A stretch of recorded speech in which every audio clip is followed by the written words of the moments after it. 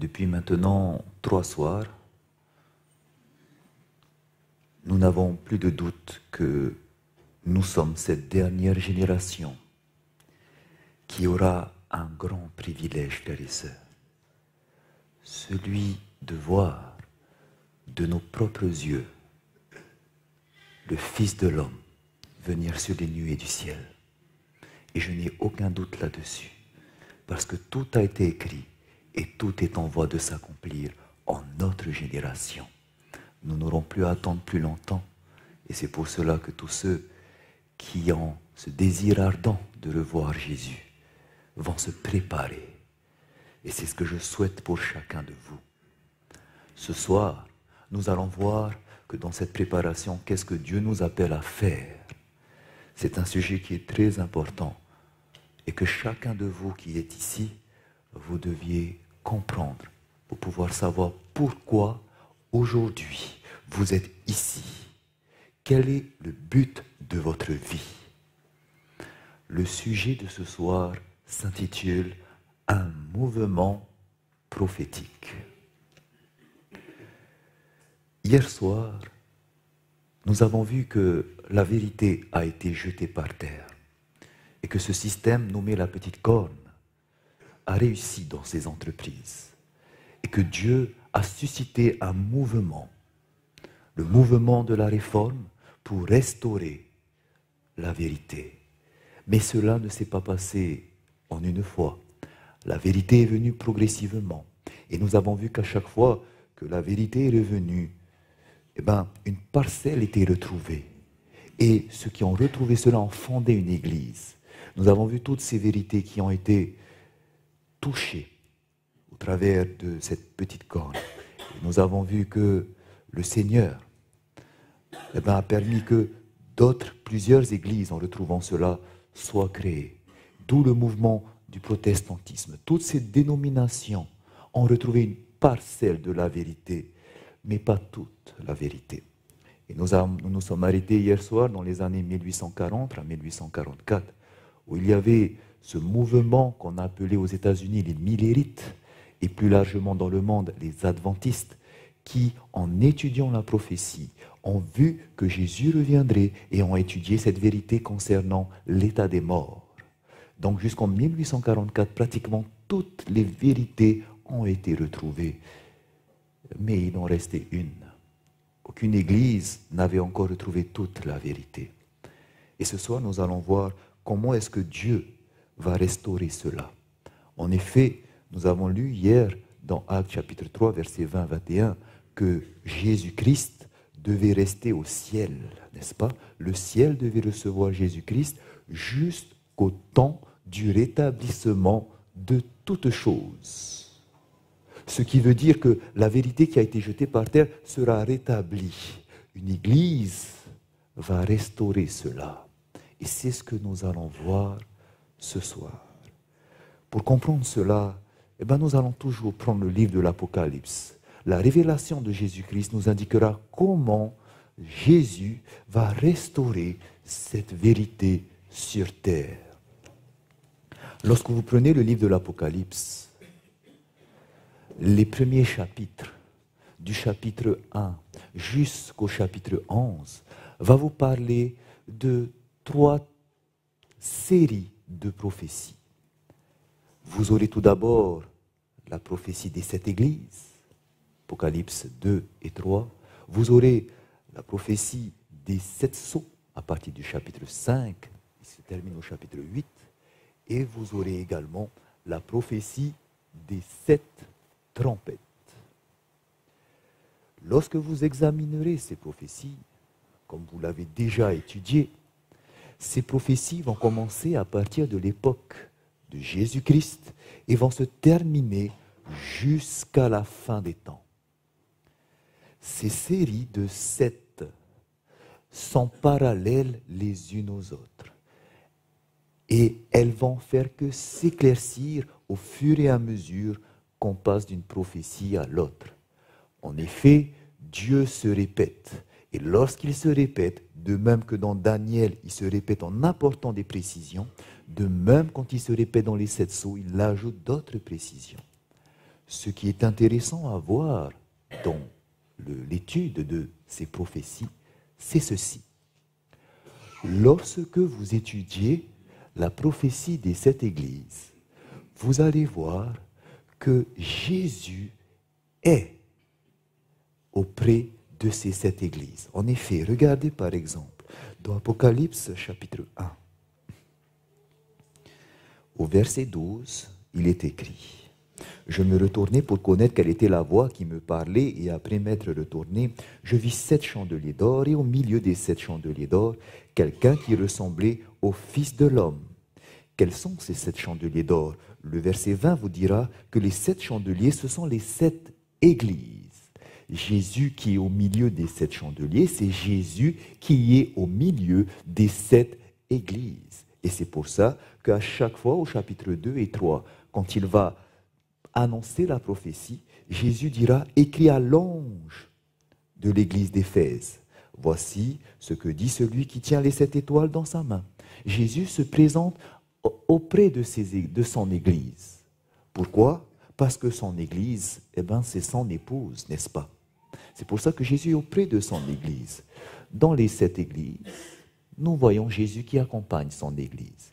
Quand vous prenez les 7 sceaux, vous allez voir que Jésus également sera auprès de son église. On parlera également de l'histoire de l'église lorsque vous avez ce livre scellé de 7 sceaux. Et vous verrez que celui qui va délier les sceaux, ça sera l'agneau qui se trouve devant le trône de Dieu. Qui est cet agneau? Jésus. Donc à chaque sceau ouvert, c'est Jésus qui est là. C'est pour ça que Jésus également étant ici, on parle également ici de l'histoire de son Église, mais vue sous un différent angle. Donc on voit l'histoire de l'Église ici, on voit l'histoire de l'Église également ici, vue sous un différent angle. Mais lorsque vous prenez la prophétie des 7 trompettes, vous allez voir qu'on ne parle pas de Jésus. Parce que ceux qui vont sonner de la trompette, comme vous pouvez le voir dans Apocalypse chapitre 9, regardez par exemple, on va commencer au chapitre 8, le verset 7. Le premier sonna de la trompette, verset 8, le second ange sonna de la trompette, verset 10, le troisième ange sonna de la trompette, verset 12, le quatrième ange sonna de la trompette. Qui annonce les trompettes selon les versets? Ce sont de simples anges. Ici, on ne parle plus de Jésus. C'est là qu'on se pose la question, pourquoi on ne parle pas de Jésus? Dans la série des 7 églises, c'est Jésus qui est auprès de son église. Dans la série des 7 sceaux, quand on parle de son église, Jésus aussi est là. Mais lorsqu'on arrive dans la prophétie des 7 trompettes, il n'y a plus Jésus. Je vous disais qu'il faut regarder ces prophéties pour comprendre comment est-ce que Jésus va rétablir l'Église. Et vous allez voir que nous allons voir cela dans la prophétie des 7 trompettes. En effet, lorsque vous arrivez au chapitre 10, regardez bien ce qu'on trouve ici. Le chapitre 10 arrive entre la 6e et la 7e trompette. Et arrivé là, je vous invite à lire avec moi le verset 1 jusqu'au verset 7. Nous ferons comme hier, je lirai le verset 1, vous lirez le verset 2, ainsi de suite, et on s'arrêtera au verset 7. Apocalypse 10, verset 1, il est écrit « Je vis un autre ange puissant qui descendait du ciel, enveloppé d'une nuée. Au-dessus de sa tête était l'arc-en-ciel, et son visage était comme le soleil, et ses pieds comme des colonnes de feu. Il tenait dans sa main un petit livre ouvert, il posa son pied droit sur la mer et son pied gauche sur la terre. Et il cria d'une voix forte, comme rugit un lion. Quand il cria, les 7 tonnerres firent entendre leur voix. Et quand les 7 tonnerres firent entendre leur voix, j'allais écrire et j'entendis du ciel une voix qui disait « Laisse entendre ces 7 tonnerres et ne l'écris pas. » Et l'ange que je voyais debout sur la mer et sur la terre leva sa main droite vers le ciel et jura.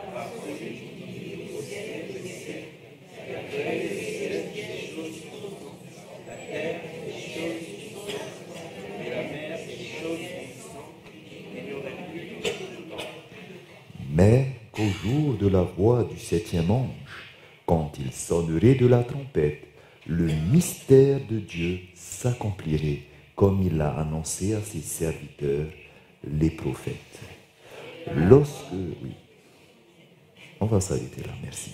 Lorsqu'on arrive au chapitre 10, on ne parle plus d'un simple ange, n'est-ce pas? Le verset 1 nous précise que c'est notre ange puissant.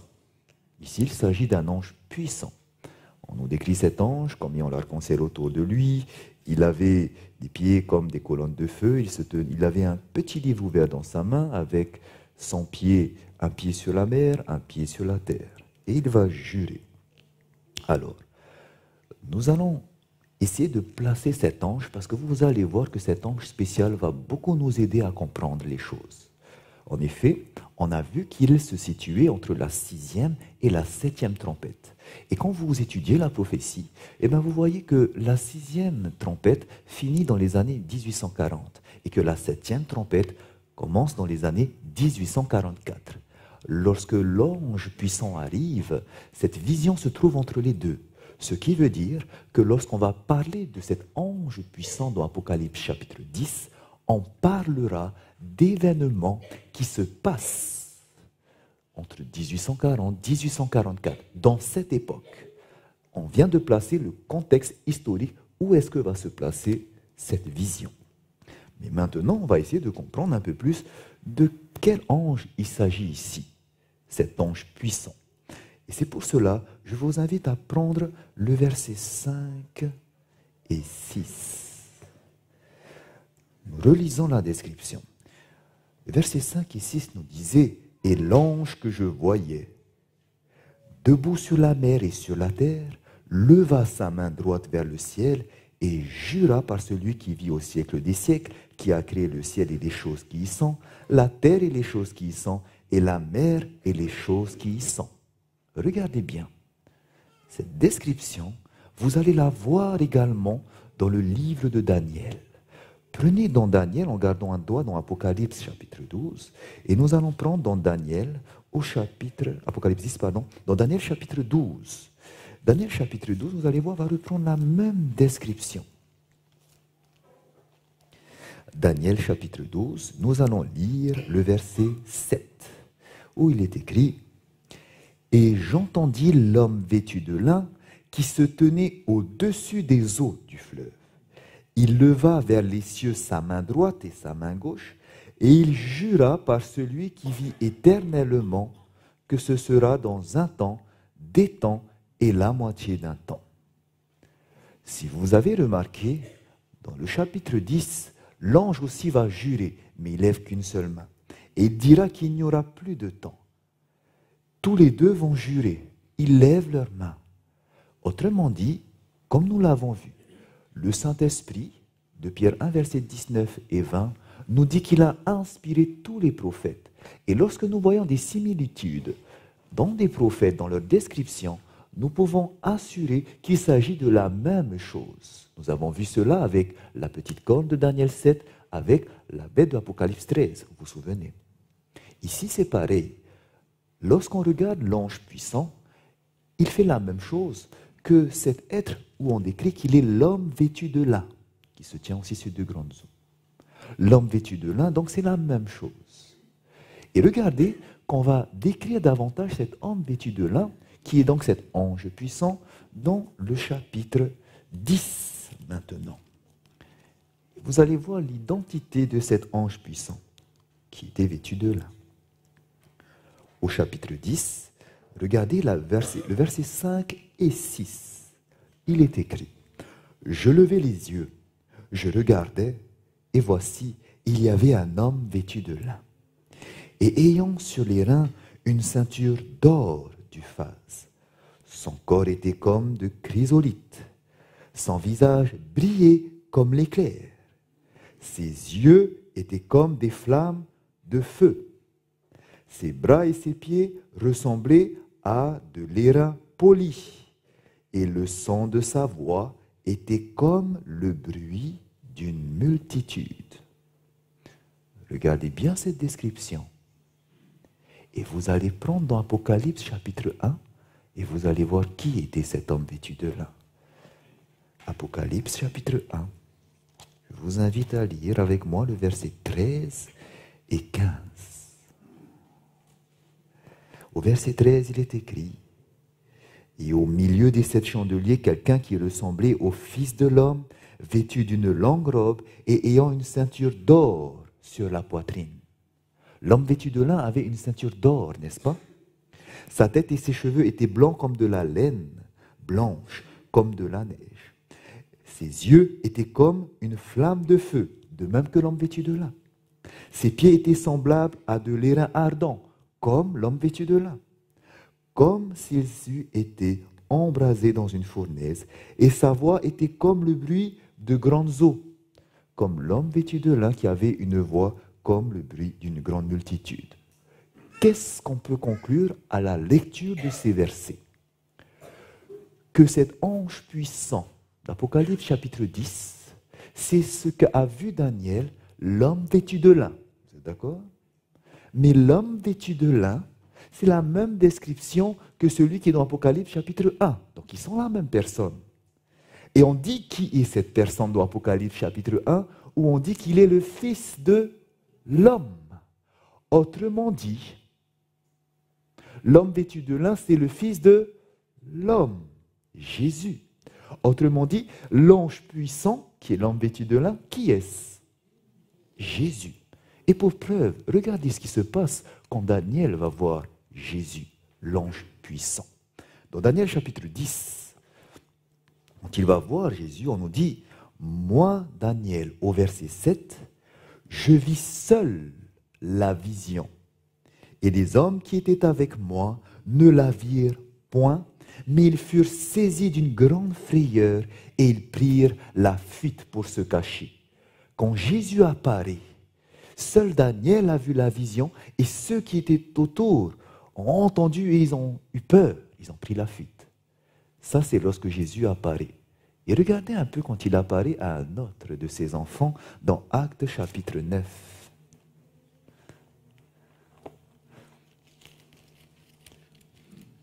Dans Actes chapitre 9,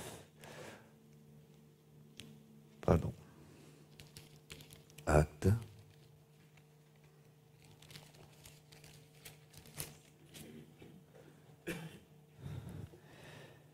chapitre 9 et le verset 7. C'est lorsque Saul va croiser Jésus sur la route de Damas. Qu'est-ce qui se passe? Lors de la vision, verset 7, les hommes qui l'accompagnaient demeurèrent stupéfaits. Ils entendaient bien la voix, mais ils ne voyaient personne. Il n'y avait que qui a vu Jésus? Paul. Les autres, ils ont entendu, ils ont eu peur. De même que quand Jésus est apparu à Daniel. Autrement dit, cela confirme que cet ange puissant, c'est bien Jésus. Maintenant, reprenez ce que nous avons vu quand nous avons parlé des 7 églises, des 7 sceaux. Qui apparaît avec les 7 églises? Jésus. Parce que l'église, c'est son épouse. Qui apparaît dans les 7 sceaux? Jésus, l'agneau. Parce qu'on va parler de l'église, et l'église, c'est l'épouse de Dieu. Dans les 7 trompettes, ceux qui sonnent les trompettes, ce sont des simples anges. Donc on ne parle pas de l'église ici. D'ailleurs, on parle des guerres. Mais, dans un moment, dans les 7 trompettes, on voit un ange puissant. Qui est qui? Jésus.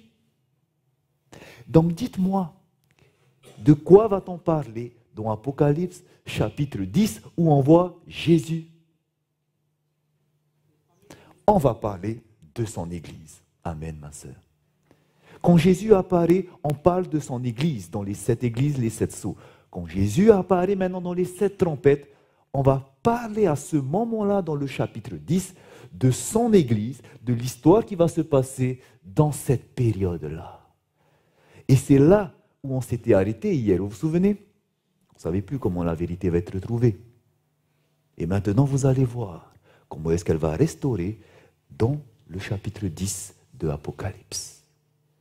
Suivons donc. Qui est cette Église qui va rétablir toutes choses?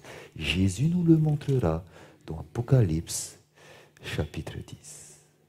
Regardons, revenons dans la description. Quand vous prenez la description de l'ange puissant, de Jésus qui apparaît, donc on va parler de son Église et regardez ce qui se passe. Au verset 2, que tenait Jésus? On nous dit, il tenait dans sa main un petit livre ouvert. Pourquoi est-ce qu'on précise qu'il est ouvert? Si le petit livre était ouvert dans la main de Jésus, c'est qu'il était comment avant? Fermé. Donc quand Jésus arrive dans les années 1800-1844, il nous montre cette vision où il dit, voici un livre qui s'ouvre, qui était fermé et qui s'ouvre. Est-ce que dans la parole de Dieu, on nous parle d'un livre qui était fermé et qui va s'ouvrir plus tard lorsqu'on arrivera vers la fin des temps? Amen. Le livre de Daniel. En effet, si nous prenons dans Daniel chapitre 12.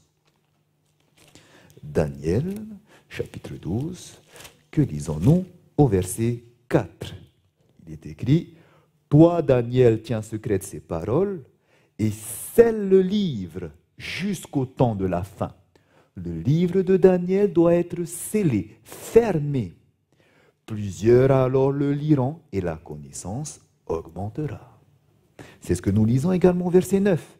Il répondit, « Va, Daniel, car ces paroles sont tenues secrètes et scellées jusqu'au temps de la fin. » Il y a bien un livre, le livre de Daniel, qui était fermé, donc dans les années où ça a été écrit, 530 avant Jésus-Christ, et ensuite qui doit s'ouvrir lorsqu'on arrive au temps de la fin. Le livre alors qui va s'ouvrir, que Jésus tenait, c'était le livre de Daniel. Et qu'est-ce que va faire Jésus avec ce livre? Je vous invite à prendre dans Apocalypse chapitre 10. Apocalypse chapitre 10. Et nous allons lire maintenant à partir du verset 8 où nous nous étions arrêtés.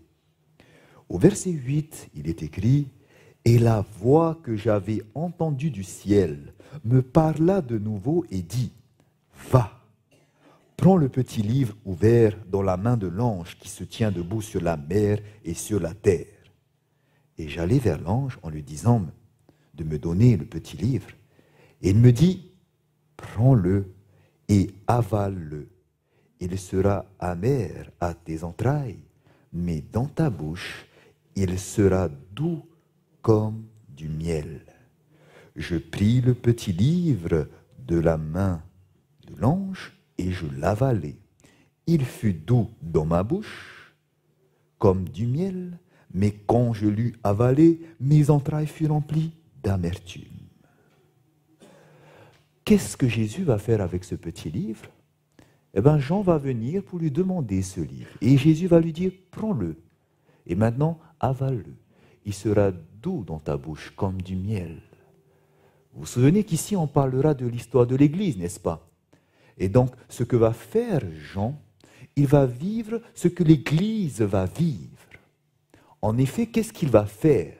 Il va manger ce lit qui sera doux comme du miel. Et qu'est-ce que ça signifie, cela? Je vous invite à prendre dans Ézéchiel pour comprendre ce que signifie. Que signifie qu'il va être doux comme du miel? Ézéchiel, chapitre 3. Et nous allons lire à partir du verset 1. Ézéchiel, chapitre 3, verset 1, il est écrit « Il me dit, en parlant d'Ézéchiel, « Fils de l'homme, mange ce que tu trouves, mange ce rouleau, et va, parle à la maison d'Israël. » J'ouvris la bouche, et il me fit manger ce rouleau. Il me dit, « Fils de l'homme, nourris ton ventre et remplis tes entrailles, de ce rouleau que je te donne. Je le mangeai, et il fut dans ma bouche comme du miel. Et il me dit, Fils de l'homme, va vers la maison d'Israël et dis-leur mes paroles. On dit à Ézéchiel de manger un livre, la parole, il le mange, il donc le lit, et après on lui dit d'annoncer ce qu'il a eu, ce qu'il a compris. Manger, et que ça devient comme du miel, c'est examiner la parole, étudier la parole. Et donc ici, quand on donne à Jean le petit livre, ça veut dire que l'Église va étudier quel livre? Le petit livre, c'était quel livre? Le livre de Daniel. Ils vont manger ce livre, le dévorer. Vous comprenez, l'homme ne vivra pas de pain seulement, mais de toute parole qui sort de la bouche de Dieu. On mange la parole de Dieu, ils vont manger le livre de Daniel, l'étudier, et ils vont le partager, de même qu'Ézéchiel l'a fait. Lorsqu'ils vont étudier cette parole, cela va être doux comme du miel. Et nous allons comprendre pourquoi c'était doux comme du miel. En étudiant la parole de Dieu, le livre de Daniel, qu'est-ce qu'on y trouve? Eh bien, lorsque vous regardez ce livre, vous allez voir que principalement il y a deux thèmes dont Dieu met l'accent. Dieu met l'accent sur deux thèmes. En effet, quand il va répéter la vision de Daniel 2, la statue, il va appuyer sur quelque chose où Daniel va attirer l'attention. Il s'agissait de la petite corne. Et lorsqu'il va répéter encore dans Daniel chapitre 8, il va appuyer encore la même vision. Il va répéter avec le bélier et le bouc, mais il va ajouter un détail qu'il a déjà dit dans Daniel 7. Il s'agissait ici du jugement. Deux prophéties, deux points importants dans le livre de Daniel. La petite corne et le jugement. Et c'est ce que va étudier l'Église à cette époque. La petite corne, pourquoi ils vont l'étudier? Eh bien parce que Paul avait dit que Jésus ne pourra pas revenir tant qu'il n'y a pas le fils de la perdition qui vienne apparaître. C'est ce que vous lisez dans 2 Thessaloniciens au chapitre 2. Paul disait que personne ne vous abuse, ne vous séduise. Ils disent que Jésus est revenu. Non, non, non, car il faut d'abord que l'homme de la perdition vienne, qu'il y ait l'apostasie qui vienne. Et donc, quand ils ont vu, quand ils ont reconnu, souvenez-vous, les réformateurs, que l'apostasie est venue, à partir de ce moment, ils savent qu'une fois qu'il est venu, il doit ensuite avoir le retour de Jésus. Mais en étudiant le livre de Daniel, ils ont vu que cette apostasie, la petite corne, va régner pendant combien de temps? Un temps, des temps et la moitié d'un temps, qui a commencé en 538 et qui devait se terminer son règne 1260 années plus tard et terminer donc en 1798. Arrivé à cette époque, quand ils ont vu que l'apostasie, le fils de la perdition, est passé, maintenant qu'est-ce qui doit arriver? Le Fils de l'homme doit arriver. Et c'est pour ça qu'ils ont commencé à prêcher qu'alors doit venir le jour du jugement, qui est la purification du sanctuaire prophétisé dans Daniel 8,14, de 1300 soirs et matins, et le sanctuaire sera purifié, parce que maintenant est passé le fils de la perdition, maintenant le sanctuaire, dont il pensait que c'était la terre, comme Pierre l'avait dit dans 2 Pierre 3, que lorsque Jésus reviendra, il va purifier la terre par le feu. Donc il pensait que maintenant il va rester cette prophétie, Jésus va revenir à la fin des 2300 soirs et matins.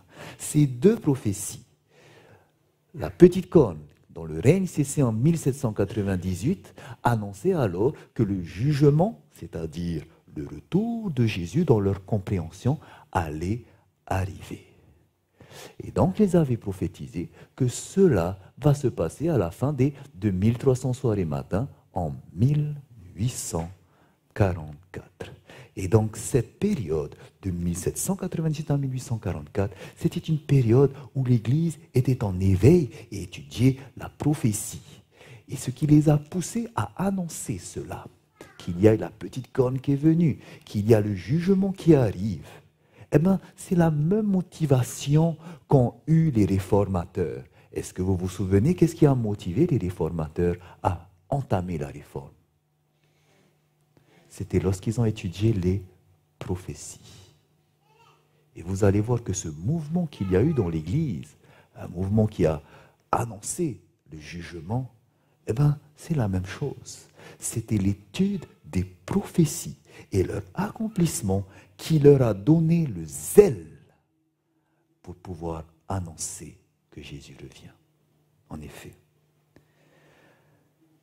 ils ont étudié le livre de l'Apocalypse.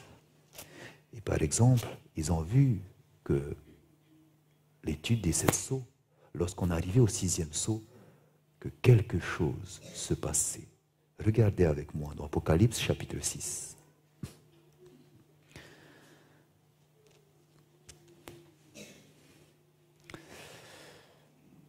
Apocalypse chapitre 6, nous allons lire à partir du verset 12. Il est écrit « Je regardais quand il ouvrit le 6e sceau, et il y eut un grand tremblement de terre. Le soleil devint noir comme un sac de crin.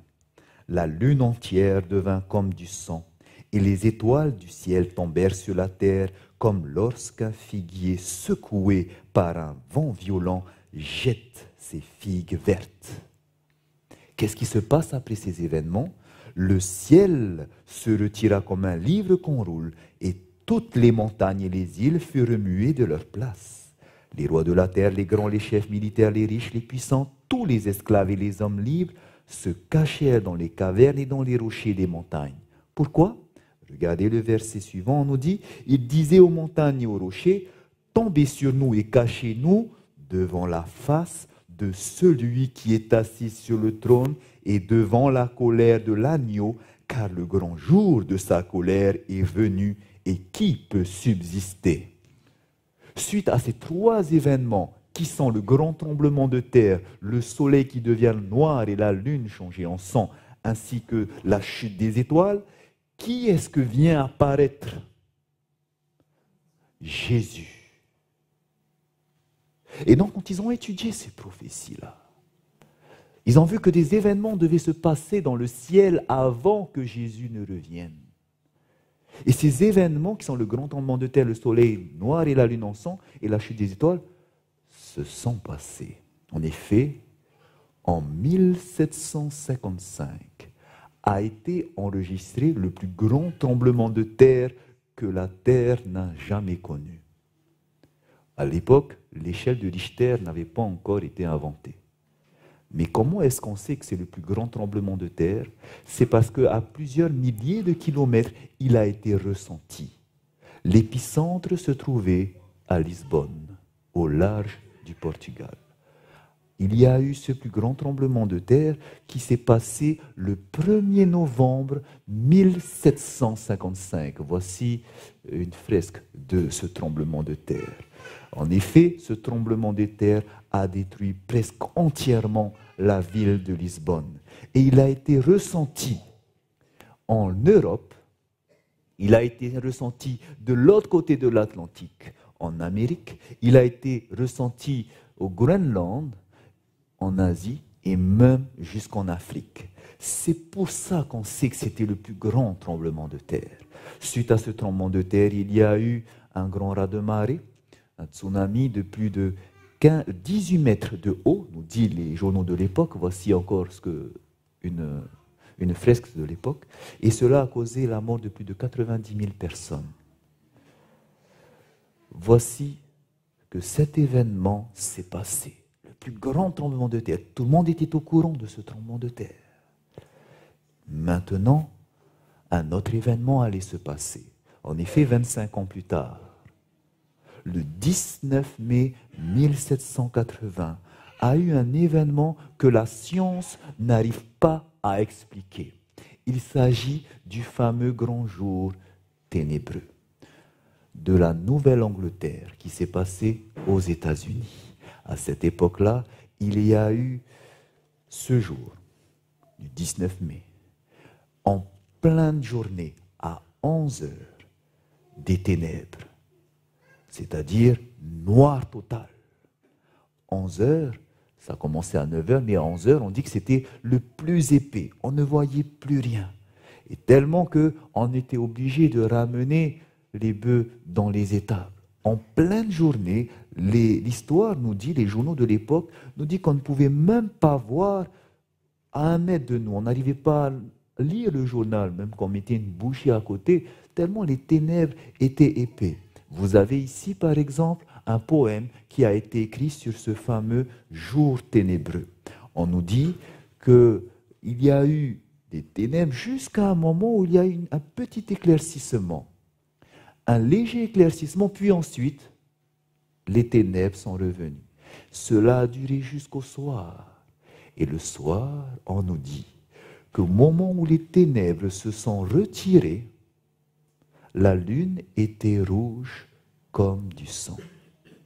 Pourquoi c'est un phénomène qui intéresse les scientifiques et qui font partie des phénomènes inexpliqués jusqu'à aujourd'hui? C'est parce que nuit noire dans une journée, on sait ce que c'est. C'est une éclipse solaire. Mais le problème, c'est que nous savons qu'une éclipse solaire, elle ne dure que quelques minutes. Le temps que la Lune passe entre la Terre et le Soleil, et le temps de passage est court, ça ne dure que quelques minutes, et ensuite le Soleil revient. Sauf que cette fois-ci, ça s'est passé pendant des heures. Des heures. Et c'est pour ça qu'on ne sait pas quelle était l'origine, sauf ceux qui ont étudié la parole de Dieu, qui savent que c'est Dieu qui a permis cela pour éveiller le monde. Donc ce jour-là est arrivé. Et maintenant, un troisième événement allait venir, une chute d'étoiles qui s'est passée exactement le 13 novembre 1833. Celui-là aussi est un événement que les scientifiques ne savent pas expliquer. On nous dit que cette nuit du 13 novembre, il y a eu une pluie de météorites qui a duré depuis 2 heures du matin dans tout le ciel de la Nouvelle-Angleterre aux États-Unis, toute la soirée de 2 heures du matin jusqu'à l'aube. Et ceci, on ne sait expliquer. On sait, la science sait qu'il y a parfois des essaims de météorites qui passent, mais ça ne dure que quelques minutes, à une certaine période de l'année. Mais à cette période, autant de temps, toutes les étoiles qui se mettent à partir dans tous les sens, la science ne sait pas l'expliquer. Mais c'est arrivé le 13 novembre 1833. Et c'est pour cela qu'à la vue de ces signes, imaginez ce qui arrive en 1833, ils voient ça. Ils voient que tous ces événements se sont passés. Qu'est-ce qu'ils se disent maintenant? Quand ils voient les signes dans le ciel, que maintenant, qu'est-ce qui va se passer? Jésus doit revenir. Et c'est pour ça que le jugement qui va venir, Jésus qui revient, tout colle. Et surtout quand on arrive aussi à la 6e trompette. Les trompettes, souvenez-vous, sont parallèles aux 6 sceaux. En effet, quand vous étudiez la 6e trompette, vous avez une date qui est mentionnée, un temps qui est mentionné. Il s'agit de l'heure, le jour, le mois et l'année, c'est-à-dire littéralement 391 années et 15 jours. Cette période prophétique a été calculée. Et on nous dit que Josiah Litch, à l'époque, prophétisait, disait que si cette période était exacte, il devait se passer quelque chose, où l'armée, où l'empire byzantin, c'est-à-dire les Turcs à l'époque, devaient tomber. Et qu'est-ce qui s'est passé? Il avait prophétisé ça du temps à l'avance. Et quand ils ont vu que ce jour-là, c'est-à-dire ça s'était terminé le 11 août 1840, quand ils ont vu que cette date-là est arrivée exactement ce qu'il a dit, c'est-à-dire que l'Empire turc à ce moment-là, il avait demandé l'aide aux nations européennes pour venir le soutenir contre une guerre qu'il a eue contre l'Égypte. Et ça a montré qu'ils sont tombés, cet empire qui avait duré pendant si longtemps. Et quand ils ont vu qu'il a demandé l'aide aux nations européennes, 4 nations d'ailleurs, et qu'est-ce qui va se passer? Eh bien, ils ont vu que ça y est, la prophétie est tombée, la 6e trompette est arrivée. Autrement dit, si la 6e trompette est venue, la dernière trompette doit venir, la 7e. Et la dernière trompette, qui doit la sonner? Il pensait que ça allait être Jésus, car il est écrit « au son de la dernière trompette ». Jésus reviendra, de Thessaloniciens, n'est-ce pas? 1 Thessaloniciens 4, pardon. Et donc, regardez, à Corinthiens 15, verset 52, on nous dit à la dernière trompette, Jésus revient.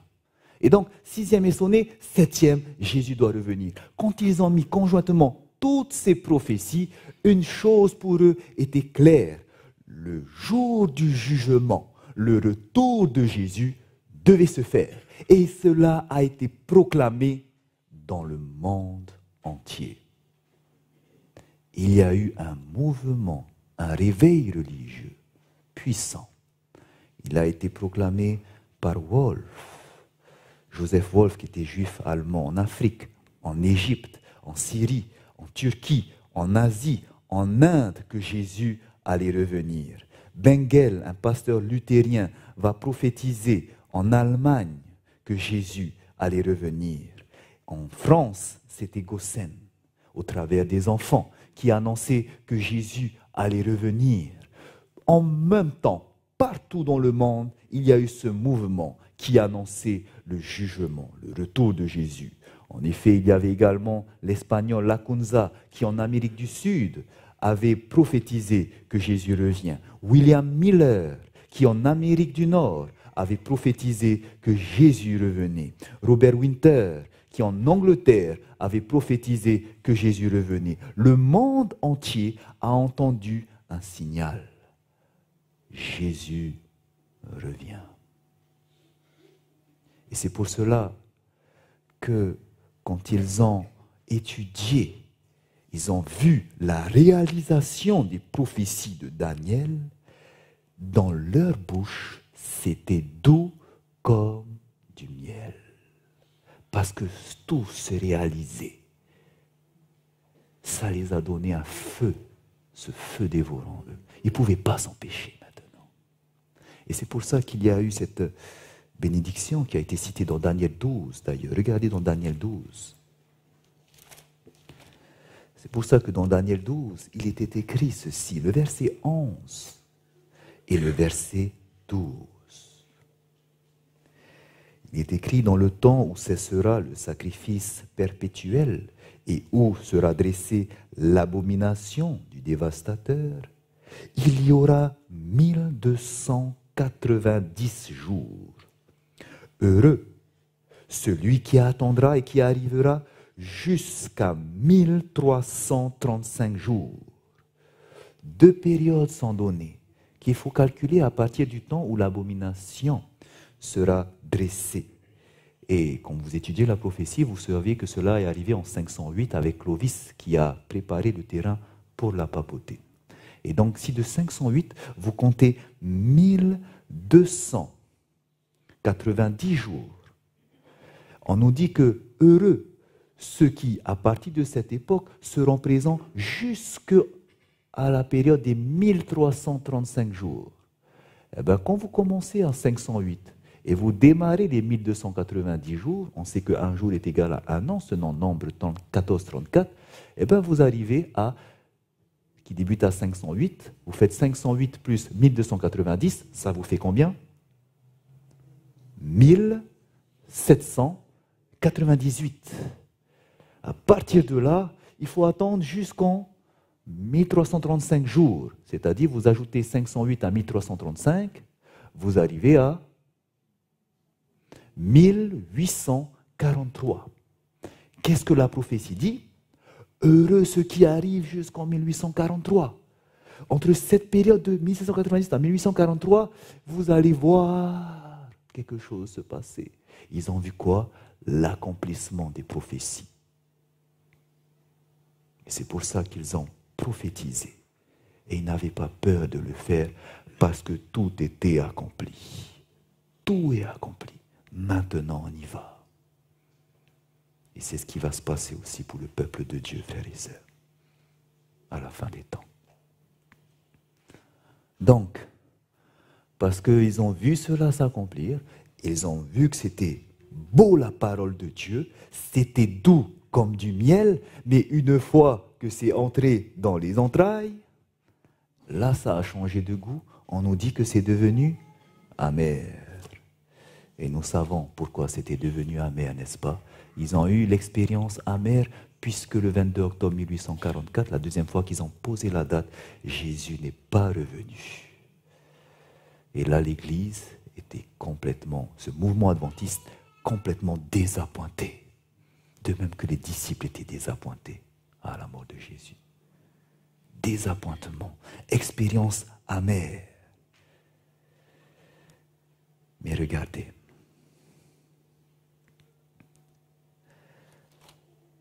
nous savons pourquoi ils se sont trompés, n'est-ce pas? Aujourd'hui, nous avons le recul. Nous savons qu'ils se sont trompés parce que dans Apocalypse chapitre 10, quand nous prenons au verset 6, ils avaient compris ceci. Quand l'ange disait, il jura par celui qui vit au siècle des siècles, qui a créé le ciel et les choses qui y sont, la terre et les choses qui y sont, et la mer et les choses qui y sont, qu'il n'y aurait plus de temps. Lorsque Jésus a dit qu'il n'y a plus de temps, il pensait que c'était la fin du monde. C'est pour ça que lorsqu'ils ont pris ce livre, ils pensaient, ça y est, Jésus revient. Mais il fallait comprendre ce que signifiait plus de temps. Ce n'était pas qu'il n'y avait plus de temps et c'est la fin du monde. Non, non. Lorsque la parole de Dieu nous dit qu'il n'y avait plus de temps, c'est qu'il n'y a plus de temps prophétique. Ça veut dire quoi? À partir de cette période, on ne va toutes les prophéties ayant à voir avec un temps, c'est-à-dire les 1260 jours, les 1290 jours, les 1335 jours, les 2300 soirs et matins, toutes ces prophéties avec un temps prenaient fin. Il n'y a plus de temps prophétique. C'est ce que Jésus dit ici. Et ils n'avaient pas compris comme ça. Voici leur erreur, une de leurs erreurs. Deuxièmement, nous savons que le sanctuaire qui devait être purifié, ce n'était pas la terre, mais c'était quoi? Le sanctuaire qui se trouve au ciel, dont Hébreu nous parle. Et également, troisième erreur qu'ils ont fait, c'était que lorsque la 6e trompette a été sonnée et qu'on devait voir Jésus revenir, 6e trompette a sonné en 1840, et ils pensaient que la 7e trompette devait sonner, puisqu'on nous disait qu'en Corinthiens 15, 52, qu'au son de la dernière trompette, Jésus reviendra. Mais regardez la précision qu'on nous donne dans 2 Thessaloniciens 4. 2 Thessaloniciens 4, le verset 16, nous dit « Car le Seigneur lui-même a un signal donné à la voix d'un archange et au son de la trompette de Dieu. » La 7e trompette dans Apocalypse était sonnée par qui? Non, regardez bien. Regardez Apocalypse chapitre 11, verset 15. Le 7e ange sonna de la trompette. C'était un simple ange qui sonnait la dernière trompette. Ce n'était pas Jésus. Vous êtes d'accord avec moi? La 7e trompette n'était pas la dernière trompette que Jésus va sonner. Pourquoi? Parce que la dernière trompette ne sera pas sonnée par un ange, mais il sera sonné par qui? Jésus lui-même, un signal donné à la voix d'un archange. Archange, archangelos, qui veut dire le chef des anges. Qui est qui? Jésus-Christ lui-même. Donc ce n'était pas la dernière trompette, la 7e, qui devait suivre. Ce n'était pas Jésus qui devait le sonner. C'est un événement qui va arriver et que nous allons voir bientôt. Cet événement qui devait arriver, ce n'était pas le retour de Jésus à la 7e trompette, mais c'était simplement un ange qui sonne.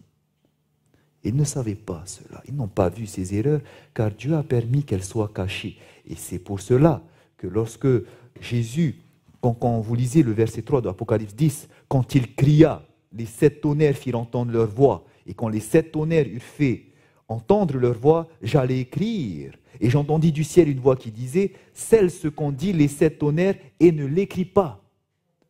Les 7 tonnerres, quand ils ont fait entendre leur voix, c'était des événements qui devaient se passer, mais Jean ne pouvait pas le comprendre, il ne devait pas l'écrire. C'est pour ça que l'Église ne savait pas que ça allait se passer, ce désappointement. Les 7 tonnerres, ce sont des événements qui ne savaient pas l'explication. C'est ce que nous dit l'esprit de prophétie d'ailleurs. Les 7 tonnerres sont des événements qu'ils ne savaient pas. Ils pensaient que Jésus allait arriver, mais non, tout ça a été voilé. Et Jésus n'est pas revenu.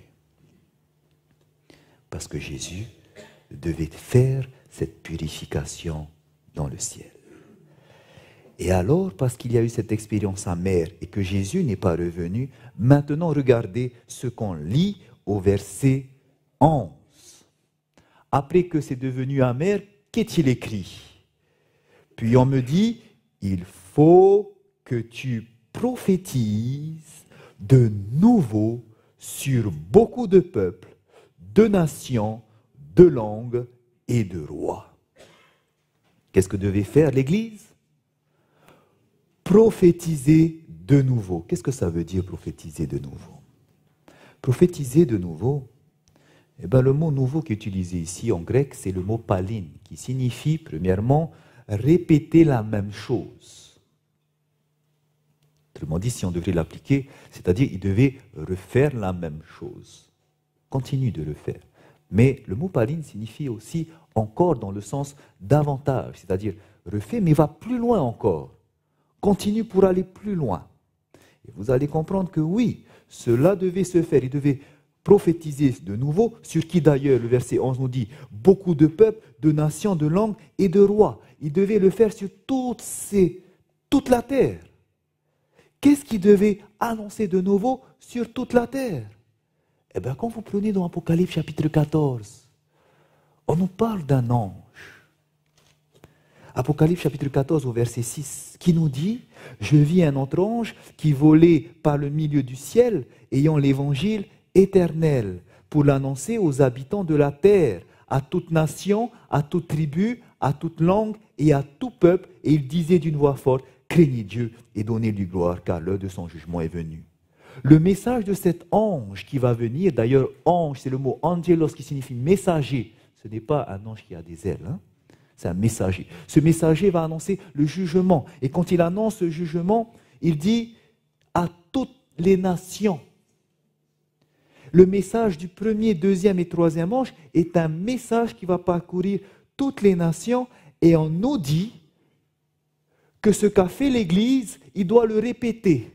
Pourquoi ils vont le refaire? Est-ce qu'ils ont déjà fait le message des 3 anges, cette proclamation? Est-ce qu'ils l'ont déjà fait? Puisqu'ils doivent le refaire. Eh bien, regardez, le message du premier ange, c'est un message concernant le jugement. L'heure de son jugement est venue. Est-ce qu'ils ont prêché ce message qui dit « Le jugement de Dieu est venu » ? Oui, ils l'ont fait, à leur compréhension.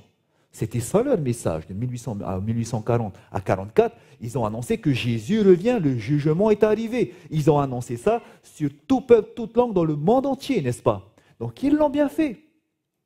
Est-ce qu'ils ont annoncé que Babylone est tombée? Alors lorsque vous allez lire dans Tragédie des siècles, Ellen White va bien préciser que oui, ils l'ont fait. À partir de 1842, lorsqu'il y a eu des églises protestantes, qui sont les églises de Babylone, qui sont tombés dans un état moral tellement faible, où il y a eu la débauche dans l'Église, qu'ils ont dit « Babylone est tombée ». Ce message a été prophétisé en 1842. Ils ont annoncé le premier et le deuxième message. Mais est-ce qu'ils ont proclamé le troisième message qui disait de ne pas recevoir la marque de la bête? Eh bien, à cette époque, ils ne pouvaient pas le faire. Vous savez pourquoi? Parce que ce mouvement adventiste, qui était composé de différentes dénominations, eh bien, ne connaissait pas encore la vérité du sabbat. Et donc, ils gardaient le dimanche. Ils ne pouvaient donc pas dire de ne pas recevoir la marque de la bête, puisque eux ne connaissaient pas cette vérité. Et c'est pour cela qu'ils ont prophétisé le premier et le deuxième seulement, mais pas le troisième. Il n'y avait qu'une petite dénomination qui le gardait à cette époque, qui était les baptistes du 7e jour. Donc, ils ne pouvaient pas dire le message des 3 anges. Ils ont prophétisé sur toute langue, toute tribu, toute nation, ce mouvement adventiste dans le monde, mais ils ne l'ont pas fait comme il fallait. C'est pour cela qu'ils ont eu cette expérience amère et que Jésus leur dit, il faut que tu prophétises de nouveau, c'est-à-dire recommencer, mais en allant plus loin, c'est-à-dire en ayant la bonne compréhension de ce que c'est que le jugement, et en allant plus loin encore pour annoncer jusqu'au message du troisième ange. Et alors, c'est pour cela que lorsque vous voulez repérer ou connaître qui pourra le faire, qui est cette Église qui peut terminer l'œuvre de Dieu, eh bien, c'est la seule qui est passée par cette expérience et qui sort de ces années 1844. Et regardez alors comment est-ce que Dieu a dirigé son Église à partir de ce moment où il ne connaissait pas le sabbat. Eh bien, l'histoire nous dit que le lendemain du désappointement, le matin du 23 octobre 1844, il y avait Hiram Edson qui était dans ce mouvement adventiste aux États-Unis. C'était donc un millérite. Et lui, quand il a eu ce désappointement, eh ben, il est parti rejoindre des frères. Et en traversant un champ de maïs, on nous dit qu'il a reçu une vision. Et voici ce qu'il va raconter à ce moment-là. Nous sommes partis, et en passant à travers un grand champ, j'ai été arrêté à mi-chemin du champ. Le ciel semblait ouvert à ma vue, et j'ai vu distinctement et clairement qu'au lieu que notre souverain sacrificateur sortait du lieu très saint du sanctuaire céleste pour venir sur cette terre le 10e jour du 7e mois à la fin des 2300 jours, il entrait pour la première fois ce jour-là dans le second appartement de ce sanctuaire et qu'il avait une œuvre à accomplir dans le lieu très saint avant de venir sur la terre. Il a eu cette vision de Jésus-Christ qui est entré dans le lieu très saint. Et cela, ce grand désappointement, a été prophétisé dans Malachie. En effet, il est écrit « Et soudain entrera dans son temple le Seigneur que vous cherchez et le messager de l'alliance que vous désirez. » L'Église attendait le messager de l'alliance Jésus-Christ, mais ils ne l'ont pas trouvé parce qu'il est entré où? Dans son temple, dans le lieu très saint. Que s'est-il passé alors? Quand il a compris que Jésus est entré dans le lieu très saint, ils ont commencé à étudier cette vérité sur le sanctuaire. Mais également, à côté de cela, un autre minérite du nom de Joseph Bates va étudier également une autre vérité. En effet, il va rencontrer cette femme qui était membre de l'église baptiste du 7e jour, du nom de Rachel Ox, qui va lui parler que leur dénomination gardait le sabbat, le 7e jour, le samedi. Et lorsqu'il va voir cela, il va comprendre qu'en réalité, oui, ils vont faire une étude biblique et que oui, ce jour-là, c'est le samedi et non le dimanche, comme la majorité des millérites le faisaient. Et donc, il a vu qu'il fallait garder le sabbat. Il va commencer à rédiger des articles. Et, excusez-moi, je vous ai dit que c'était Rachel Ox qui l'avait rencontré, mais en réalité, c'est Frédéric Preble qui l'a rencontré, qui était un pasteur méthodiste, lui aussi millérite, et qui gardait le sabbat. Et c'est lui qui avait rencontré Rachel Ox et qui a eu l'étude sur le sabbat. Et en rencontrant Frédéric Preble, ce pasteur, c'est là qu'il a compris la vérité du sabbat. Et après avoir rencontré Frédéric Preble, il va écrire un article sur le sabbat. Et en 1846, cet article qu'il a écrit, il va le remettre à un couple qui venait de se marier. Il va donner cela à Ellen White et à James White. Et lorsque eux vont lire cet article, ils seront d'accord avec ce qu'a écrit Joseph Bates concernant le sabbat. Et ces personnes vont commencer à garder le sabbat. Cette vision que Ellen White va recevoir plus tard, elle recevra une vision qui confirmera cela. Lorsqu'elle va voir Jésus-Christ entrer dans le lieu très saint et elle va voir devant elle l'arche de l'alliance qui va s'ouvrir avec à l'intérieur les 2 tables de la loi, 4 commandements sur l'un, 6 commandements sur l'autre, et le 4e commandement qui brillait davantage. Et cela va appuyer toutes leurs recherches. Et ils vont commencer à garder le sabbat. Et ces dénominations qui étaient parsemées un petit peu partout, qu'on appelait les adventistes, eh bien, ils vont garder le sabbat. Et ils vont commencer à se fédérer ensemble. Ils vont commencer à s'organiser. Et c'est seulement en 1860 qu'ils vont s'organiser et prendre ce nom que Dieu va leur donner d'ailleurs d'Église adventiste du 7e jour. Elle sera enfin organisée. Et 3 ans plus tard, en 1863, sera établie la conférence générale de l'Église adventiste du 7e jour. Autrement dit, à partir de là, le Seigneur va diriger cette Église en envoyant à Ellen White plusieurs visions. Lorsque ils étudiaient la parole de Dieu et qu'ils ne comprenaient pas davantage, Dieu a mené une vision à sa servante pour faire comprendre ce que la parole de Dieu disait. Elle a reçu durant son ministère plus de 2000 visions et elle a écrit plus de 55 000 pages de ces visions. Et tout cela a été prophétisé. En effet, quand nous lisons dans Apocalypse 12, verset 17, ce qu'a vécu cette Église a été prophétisé car il est écrit à la fin que la dernière Église, le reste de la postérité de la femme, le dragon sera en colère contre elle. À ceux, au reste de sa postérité, à ceux qui gardent les commandements de Dieu et le témoignage de Jésus. Le reste doit garder les commandements de Dieu. Donc le sabbat, ils doivent le retrouver.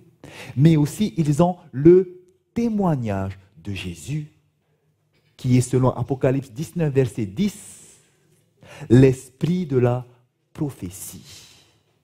Cette dernière Église doit avoir le don de l'esprit de prophétie qui s'est manifesté en son sein. Et cela est vérifié au travers d'Ellen White. Cette Église est passée par cette expérience amère. Elle est née de cette expérience amère.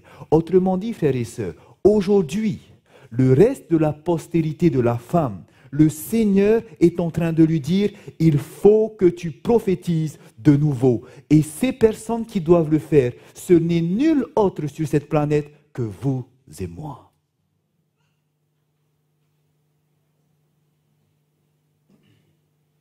Jésus reviendra lorsque l'Évangile aura fait le tour de cette planète. Et en Nouvelle-Calédonie, ceux qui ont cette responsabilité de le faire, ce sont les membres de l'Église adventiste de la Nouvelle-Calédonie. Dieu vous appelle à cette heure. Alors que nous sommes proches de la fin, nous l'avons compris. Dieu va revenir, son Fils reviendra. Et il ne reviendra pas tant que l'Évangile n'aura pas été annoncé à tout le monde. Mais sachez une chose, que cela va se faire. Vous pensez que ça sera impossible à se terminer dans le peu de temps? Parce que nous avons vu que tous les signes sont là. Et sachez qu'après la loi du dimanche, le temps sera très court avant que Jésus ne revienne. Et donc on se dit qu'il ne nous reste plus que quelques années. Ce qui veut dire que dans ce pays, tout le monde doit le connaître. Oui, cela va se faire. Pas par votre puissance, mais on nous parle de la pluie de l'arrière-saison qui va terminer l'œuvre de Dieu avec une rapidité inouïe. Alors qu'on se dit que c'est impossible, vous allez voir que Dieu va faire des miracles. Mais ceux que Dieu va utiliser, cette Église militante qui doit se préparer, c'est l'Église adventiste de 7e jour. C'est pour cela que Dieu appelle cette Église à se réveiller. Dans le monde, sur ces 7 milliards d'habitants, Dieu a les yeux fixés sur ces 20 millions d'habitants qui sont membres de cette Église, qui sont disséminés sur cette terre. Et aujourd'hui, je peux vous le confirmer, ce n'est pas qu'en Nouvelle-Calédonie, mais dans le monde entier, dans toutes les nations, il y a des réveils qui se produisent. Parce que les signes sont là et que Dieu suscite ce réveil parce qu'il doit arriver, car il a été écrit. Aujourd'hui, Dieu est en train de préparer les cœurs. préparer les cœurs à recevoir ce message. Si nous existons, frères et sœurs, si vous êtes là, c'est parce que vous avez une mission à jouer. Notre rôle, ce n'est pas de venir chaque sabbat simplement pour chanter, adorer. Oui, il faut le faire, mais ce n'est pas ça le but de notre existence. Parce qu'on finit simplement par venir et faire partie d'un club. Ce n'est pas un club dont on fait partie, frères et sœurs. Chaque sabbat, on est là pour nous fortifier parce qu'après, il faut aller. Frères et sœurs, notre but, c'est de prophétiser de nouveau le message des 3 anges. Et nul ne peut le faire que vous. C'est pour cela que notre rôle, nous dit l'Esprit de prophétie dans Témoignage pour l'Église volume 9, que dans un sens spécial, les adventistes du 7e jour ont été placés dans le monde comme des sentinelles et des porteurs de lumière. Il leur a été donné le dernier message d'avertissement pour un monde qui périt. Sur eux brille une lumière merveilleuse provenant de la parole de Dieu. Il leur a été donné une œuvre de la plus haute importance. Quelle est cette œuvre?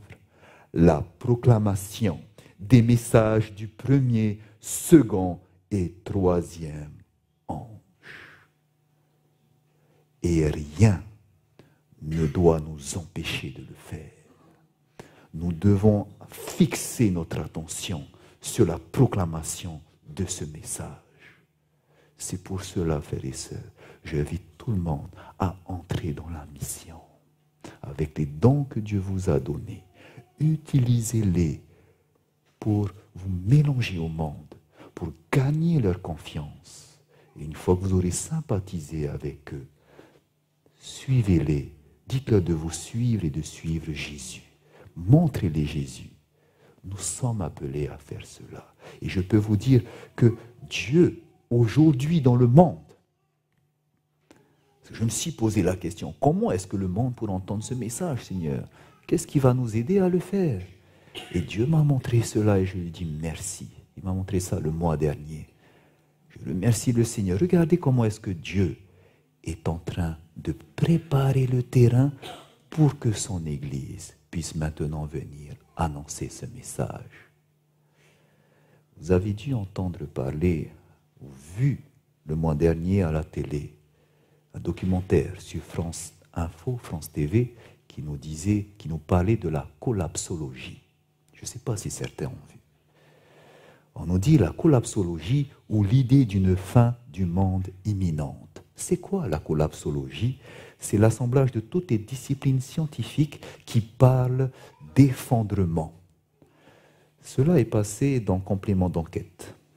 Fin du monde, si c'était sérieux. Je vous invite à regarder ce documentaire et vous allez voir que ce ne sont pas des illuminés qui sont en train de parler de ça, mais ce sont des scientifiques, des personnes intelligentes, il y a même des ministres à l'intérieur qui étudient les faits, réchauffement climatique, tout ce qui se passe et qui disent la Terre ne peut pas durer plus longtemps. Il va y avoir une catastrophe. Cela, c'est en France, aux États-Unis, partout dans le monde, il y a ce mouvement qui est en train de dire la fin est proche. Et ils se préparent. Ils vont dans les campagnes commencer à cultiver leurs propres fruits et légumes pour se subvenir à eux-mêmes, faire leurs réserves. Il y a ce mouvement qui se passe en ce moment. Et il y a d'autres scientifiques à côté qui parlent également de ça. En effet, peut-être vous avez entendu parler de l'horloge de la fin du monde, ou qu'on appelle également l'horloge de l'Apocalypse. En anglais, ils le disent « the Doomsday Clock ». Il a été inventé en 1947 par des scientifiques atomiques de l'Université de Chicago et qui prédisaient que la Terre arrive bientôt à sa fin. Et aujourd'hui, on est arrivé au summum, c'est-à-dire lorsque vous arrivez à minuit, ce serait la fin du monde présumée. Et donc ils ont commencé à 7 minutes en 1947 et les événements ont fluctué. Mais aujourd'hui, dans l'histoire, on est au plus près de minuit. 2018-2019, on nous dit qu'on est au plus près de minuit par rapport à toutes les autres années. Autrement dit, nous arrivons à cette fin. Et les gens sont en alerte, ils savent que quelque chose va se passer, mais ils ne savent pas quoi en réalité. Et nous, en tant que peuple de Dieu, nous connaissons ces choses. Et c'est pour cela qu'alors que le monde est terrifié, ils ont peur, voici que les enfants de Dieu qui ont reçu l'esprit de prophétie pourront leur donner la réponse. De même qu'en Égypte, Pharaon, ayant eu des songes, ne savait pas ce que c'était et a fait appel à Joseph. De même qu'à Babylone, Nebuchadnezzar, qui a eu des songes et qui ne savait expliquer, a fait appel à Daniel. De même, dans ce monde à la fin des temps, le monde qui ne saura ce qui se passe et qui sait qu'il y a une fin, viendront vers vous et vous demanderont qu'est-ce qui se passe. Et c'est pour ça, frères et sœurs, qu'il faut étudier la parole de Dieu. Je remercie le Seigneur qu'on ait pu filmer, afin que vous puissiez regarder encore et encore pour bien visionner et bien retenir ce que vous avez appris les 3 premiers jours. Car je peux vous dire que cela vous sera grandement utile. Vous aurez besoin de ça. Les gens, nous avons la réponse. Ils seront inquiets, mais vous pouvez leur donner cette paix en disant que c'est le royaume de Dieu qui arrive. Que Jésus, celui qui a donné sa vie pour toi, il revient te chercher et tu pourras passer la vie éternelle en haut sans avoir plus de crainte parce que tu seras toujours avec lui. Nous avons cette vérité, frères et sœurs, et Dieu a préparé le terrain. Et regardez également une deuxième façon, comment est-ce que Dieu va préparer le terrain pour que ses enfants puissent terminer avec une rapidité l'œuvre. Et je remercie Dieu d'avoir utilisé une personne de la conférence générale pour le faire. Si nous pouvons mettre le son, il s'agit de Timothy Aka. One of the topics that many Seventh-day Adventists want to know is just where are we with respect to the end of time. There's an economic framework that's been most helpful for me to visualize the relationship between finance and the things to come in the future. It's a theory called the Kondratiev wave. In 1920, a Russian economist named Nikolai Kondratiev observed that the global economy ran in cycles of about 50 to 70 years. There was a growth phase, which is called spring and summer, and then there was a plateauing of the global economy, autumn, followed by economic winter. Now, economic winters were characterized by stock market crashes, debt crisis, banking crisis, often a global depression, and followed by wars and regime changes. As we look at these Kondratiev waves over the past 200 years and compare that against prophetic events, very interesting patterns appear. Perhaps one of the most prominent things that occurred was in the year 1844, the end of one of these economic winters.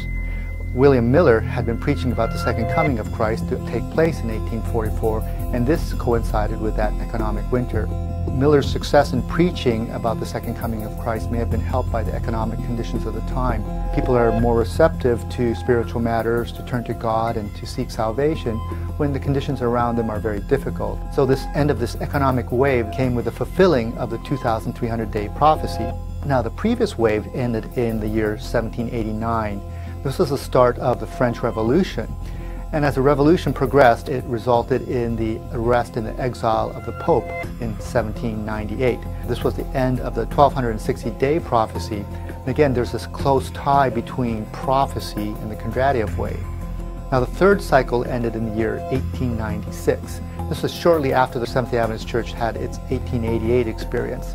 Ellen White wrote that in 1888 the loud cry was starting and that the latter rain was being poured out again. Unfortunately, the church and in particular its leaders were not ready for that outpouring of the Spirit, and we didn't see the ultimate fulfilling of the prophecy, which is the second coming of Christ. The next cycle that ended in 1945 was a very catastrophic cycle which had 2 world wars, an era which made it very difficult for the gospel work to be finished. due to wars and the closed borders. Ellen White had lamented in the year 1903 about what might have been if we had been ready to receive the Holy Spirit. Perhaps it was a cycle that offered no opportunity to finish the work. So we look at the current cycle that we're in today. We're again in economic winter. It started in the year 2000 as the tech bubble burst and the stock market crashed. Since then, governments and central banks have taken extraordinary measures to try and fix the world economy, but their efforts have really only resulted in making things worse. But the message I want to give to people today is not so much that we're in an economic winter, but rather that this economic winter perhaps is harvest time for the church, an opportunity to finish the work that God has given us, a time when people are more receptive to the gospel message and are ready to turn to God and seek salvation.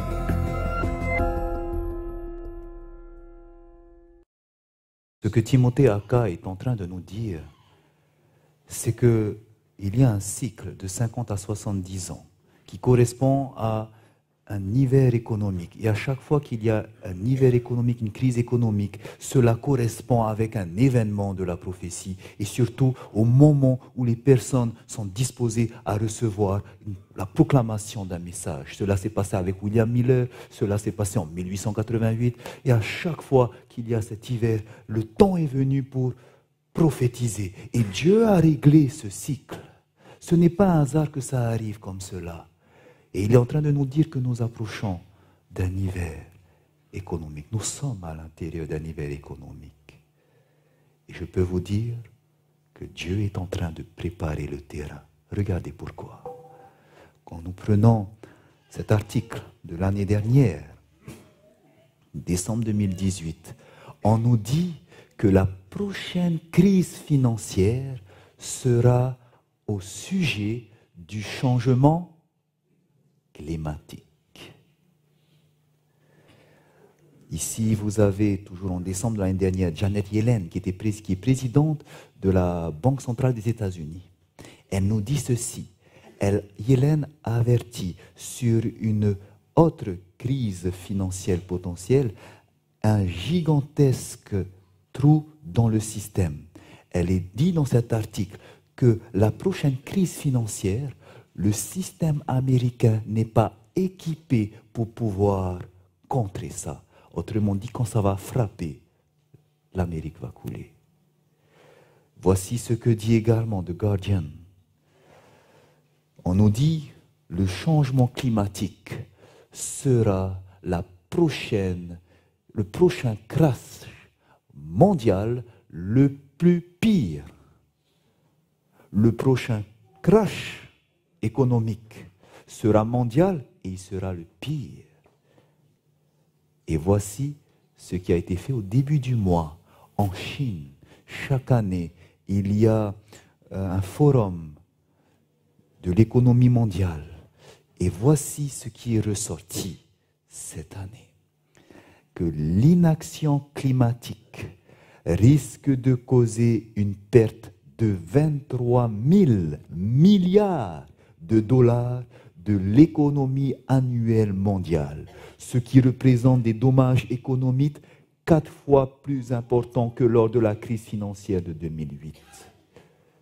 Un crash boursier est en train d'arriver et le New York Times nous dit « Êtes-vous prêts pour la crise financière de 2019 ?» Ils le prédisent pour cette année. Et nous savons, selon ce que nous venons de voir avec le cycle de Kondratiev, que lorsque nous arrivons là, Dieu permet cela parce que les personnes se tourneront vers Dieu, chercheront des réponses et nous aurons ce message qu'ils auront besoin. Frères et sœurs, aujourd'hui, nous devons nous préparer, pas seulement au retour de Jésus, mais nous préparer à donner des réponses à toutes les questions qui vont venir. Vous serez utilisés par Dieu lorsque vos cœurs seront purifiés, mais surtout quand ils seront donnés entièrement à Christ. Le temps est arrivé à se donner pleinement à lui. Vous savez, Je remercie le Seigneur de m'avoir appelé des ténèbres où j'étais.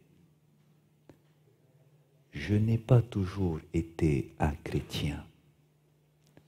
Je suis né dans une église, dans une religion chrétienne, protestante, parce que mon grand-père était un homme très important. En Polynésie française, la religion majoritaire, c'est le protestantisme avec le catholicisme. Et pour les protestants, eh bien, pour la première fois, ils ont eu un président. Et le premier président de l'église évangélique de Polynésie française, c'était mon grand-père, du nom de Samuel Raapoto. Il a donné son nom à un lycée, son nom. Et c'était un homme qui était très connu à l'époque. Et c'est pour cela que mon père, qui était le dernier de ses fils, tenait beaucoup à la réputation de son père. Et il a tout fait pour enseigner ses enfants, les amener à ce qu'on appelait l'école du dimanche, les amener au temple chaque dimanche pour qu'ils apprennent. Et j'ai vécu cela depuis petit. Mon père était fier de ses enfants parce qu'il les voyait suivre le chemin de son papa. Et j'ai vécu cela, mais au bout d'un moment, lorsque j'étais à l'école, j'ai étudié des choses qui étaient en contradiction avec la Bible. En effet, j'aimais beaucoup la science et je me suis spécialisé dans une première scientifique. Et là, j'ai appris que finalement, l'homme n'a pas été créé par Dieu, que l'homme descendait du singe. Je croyais cela parce qu'il y avait les preuves scientifiques, la datation au carbone 14, toutes ces choses confirmaient qu'il y a eu une évolution. Et dans mon raisonnement de scientifique, je me suis dit, si le premier livre de la Bible, la Genèse, est faux, alors pourquoi continuer à étudier tout ça? Et à partir de ce jour, je peux vous dire que j'ai laissé la Bible de côté et je ne priais plus. J'allais à l'école du dimanche, j'étais moniteur, mais j'allais parce que je me sentais forcé à cause de mon père, de ma mère. Mais je leur disais, papa, maman, ça ne sert à rien d'aller. Je leur disais, ça ne sert à rien de continuer à prier. Dieu n'existe pas. Et je leur montrais preuve après preuve que Dieu n'existe pas. Et ça, c'était ma vie d'adolescent. Jusqu'au jour où je suis parti en France.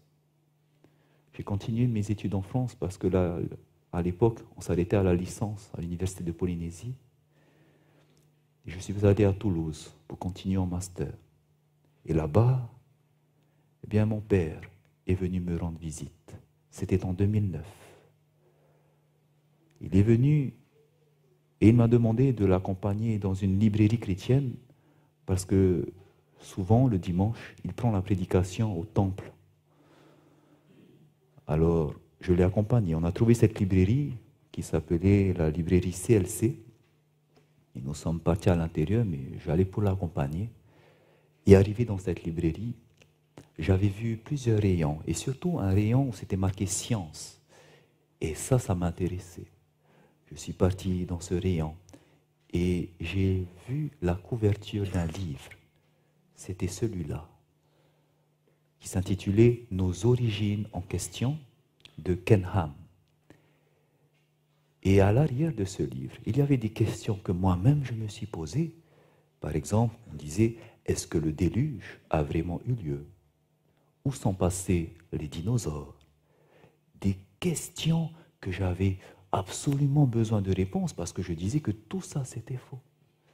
Alors j'ai acheté ce livre et je me suis mis à le lire.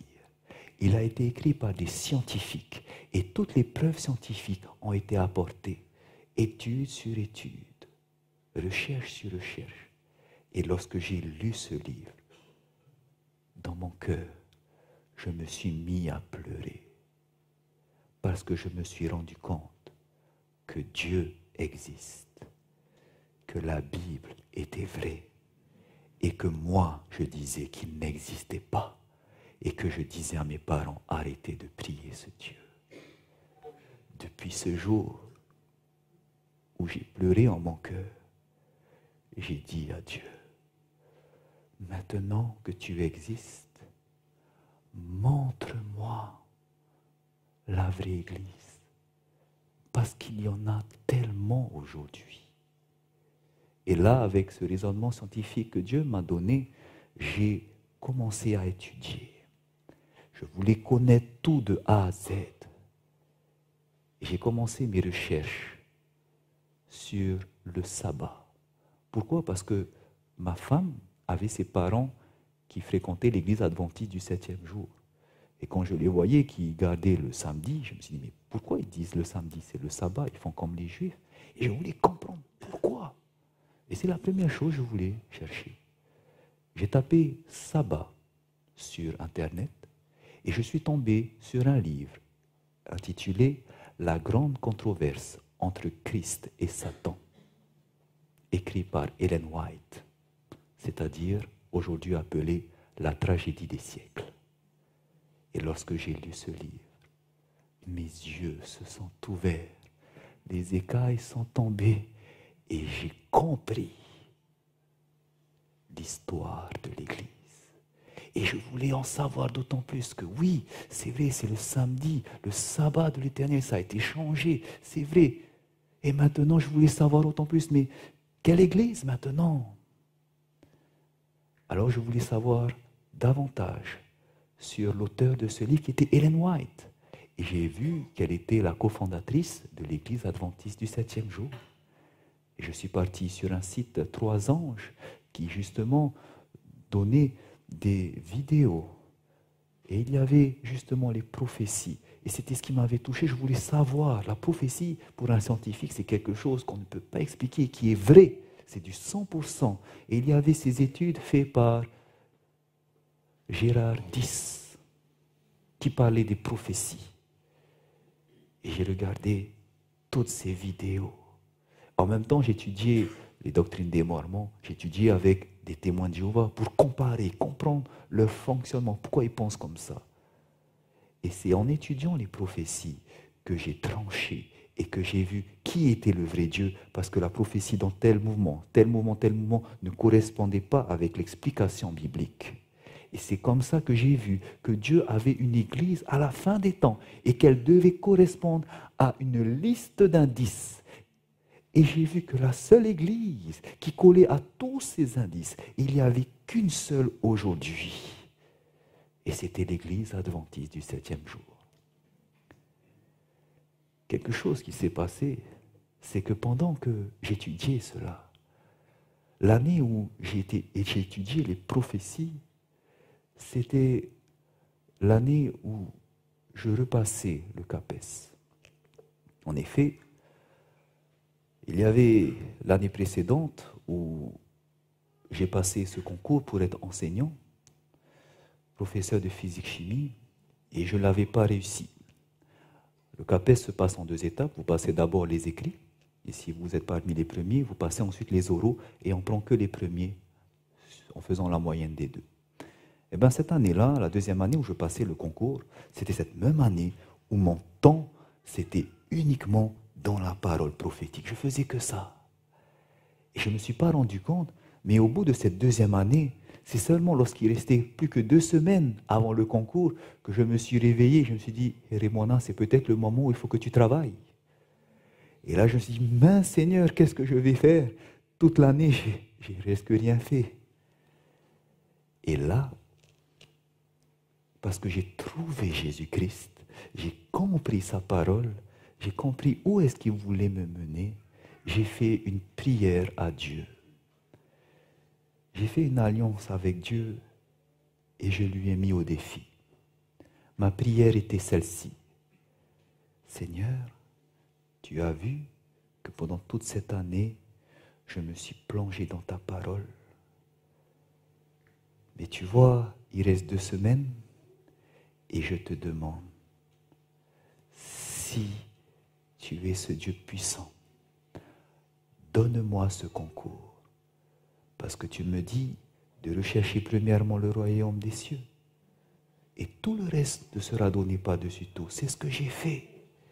Alors je te prie, si tu me donnes ce concours, je te jure que lorsque je rentrerai à Tahiti, je vais me baptiser et je vais me donner entièrement à toi. Et que les talents que tu m'as donnés, je vais te les rendre. C'était ma prière que j'ai faite. 2 semaines, il me restait alors pour réviser. J'ai laissé la parole de Dieu de côté. Et pendant ces 2 semaines, je me suis mis à réviser. Par la grâce de Dieu, c'était facile. Dieu m'a donné cette rapidité pour me souvenir de tout ce que j'ai fait. Et voilà que le concours arrive. L'écrit arrive, je le passe. Je l'ai senti que ça s'est bien passé. Et j'ai remercié le Seigneur pour ça. On attendait pour savoir si on était pris pour l'oral. Et nous avons reçu notre convocation. Je suis pris maintenant pour les oraux. J'ai dit merci Seigneur. À cette époque-là, il y avait 600 postes. Et nous étions 6000 à passer le concours. Alors j'ai dit Seigneur, je suis pris maintenant pour les oraux. Et je voudrais te demander, il me reste 1 semaine, je vais monter à Paris, s'il te plaît, aide-moi que je puisse avoir ce concours et que je puisse être au moins placé à la place 600, s'il te plaît. Je veux avoir ce concours et je te dis que quand je rentrerai, je me donnerai à toi. Et voici, la semaine passe, je révise les oraux et le jour des oraux arrive. Et il y avait 2 épreuves. La première épreuve, mais arrivé à la deuxième épreuve, c'était une épreuve où il fallait tirer un sujet et ensuite il fallait l'exposer. Et il y avait un sujet qui était un sujet le plus difficile, les élèves, les étudiants le savent, il s'agissait des interférences lumineuses, et je ne voulais absolument pas tomber dessus. Mais au moment du tirage au sort, devinez quel sujet je tire? Les interférences lumineuses. Et là j'ai dit, Seigneur, pourquoi tu as fait ça? Alors j'ai prié fort avant de préparer, Seigneur, s'il te plaît, allez, donne-moi au moins la 600e place, je veux réussir ce concours. Et là, 1 heure de préparation, et maintenant c'est le temps d'exposer. 20 minutes d'exposer, 10 minutes de questions. Et une fois que c'est fini, je peux vous dire, j'ai pleuré parce que toute la tension est tombée. J'étais dehors et je pleurais. Je dis, Seigneur, ça y est, c'est fini. Maintenant, je remets tout entre tes mains. Et j'attends les résultats. On attendait les résultats, c'était la semaine d'après. Et voilà qu'il fallait aller sur Internet, aller sur le site du gouvernement, taper votre identifiant. Et après, si vous êtes pris, on vous montre votre classement. Alors, la semaine des résultats arrive, je vais sur Internet, je tape mon identifiant. Et voilà que les résultats sortent et je lis. Heremwana Raapoto, 20e. J'ai tout lâché. J'ai dit, Seigneur, tu es grand. Tu m'as donné ce concours et tu ne m'as même pas mis à la fin, tu m'as mis en haut. Et j'ai dit, Seigneur, maintenant, tu as fait ta part et je vais faire ma part. Je tiendrai ma promesse. Et c'est ce que j'ai voulu faire en rentrant. J'étais décidé à me baptiser. Mais il y avait un grand obstacle. C'était mes parents et mon père surtout. Alors j'ai tout fait. Cette année-là, je voulais donner des études bibliques à mes parents. Je voulais les inviter à des conférences bibliques. Ils sont venus. Et il y avait une conférence, parce que je voulais absolument me baptiser cette année. Et mon papa ne voulait pas venir, il n'y avait que ma maman. Et elle a compris que je voulais me baptiser adventiste. Et je lui ai dit, oui maman, je veux me baptiser. Elle m'a dit, attention, il faut que tu ailles avec papa. J'ai dit, je sais. Mais j'étais décidé à le faire. Et alors, je me souviendrai toujours de ce jour où je suis parti annoncer à mon père que j'allais me baptiser. J'étais avec mon amie de l'époque, donc Moélanie, ma femme aujourd'hui. Et nous sommes partis sur la terrasse. Et j'ai dit, papa, je voudrais te parler. Et je suis parti avec ma Bible de l'époque. Et je tenais ma Bible et je disais, papa, voilà, je voudrais te dire que je veux me baptiser, adventiste du 7e jour. Et là, il m'a regardé et il m'a dit, mon fils, tu sais ce que tu es en train de faire là? Tu es en train de mettre un couteau à ma gorge. Je vais me tuer. Je vais me tuer. Tu salis le nom de mon Père. Et là, je me suis mis à pleurer. Parce que j'ai toujours eu de la reconnaissance envers mon Père. Mais le fait de devoir choisir Jésus, j'étais décidé. Et je me souviens que dans ma Bible, il y avait ce verset qui est ressorti dans Matthieu chapitre 10, verset 34, où Jésus disait, « Ne pensez pas que je sois venu apporter la paix, car je suis venu mettre la division entre le Père et son Fils. » Et ce jour-là, ça m'a encouragé. Et j'ai dit, oui, papa, je vais me baptiser. Ce jour-là, c'était une très, très grande douleur. Je m'en souviendrai toujours. Il a dit, maintenant, tu ne parleras plus à ton frère, ni à ta sœur. Il y avait cette colère en lui. Et je souffrais. Mais c'était pour la bonne cause. Parce que je savais à qui je croyais. Le jour de mon baptême, bien sûr, j'étais tout seul.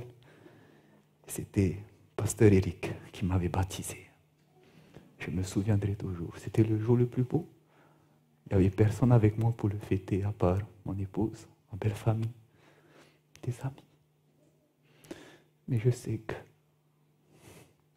si je l'ai fait, si j'ai tout abandonné, même mes parents, c'est parce que je voulais servir mon Seigneur. Et depuis ce jour, j'ai tenu ma promesse.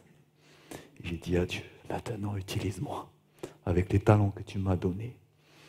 Il m'a utilisé.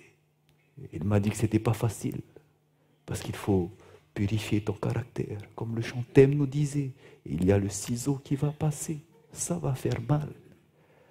Et sachez cela, que lorsque vous allez vous donner à Jésus-Christ, quand vous allez commencer à le servir, vous ne pourrez servir le Maître s'il y a Satan qui ne vient pour vous mettre des bâtons dans les roues.